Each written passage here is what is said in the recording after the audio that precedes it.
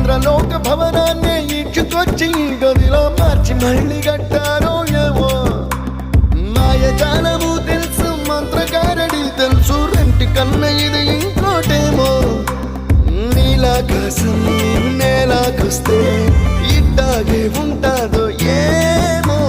ఈ సంతోషం దాచాలంటే హృదయాలు ఓ వంద కావాలేమో ఇంతందంగా ఉంటుందా ఈ లోకం ఇన్నాళ్ళు ఈ మనసుకి తెలియాలేదే పాపం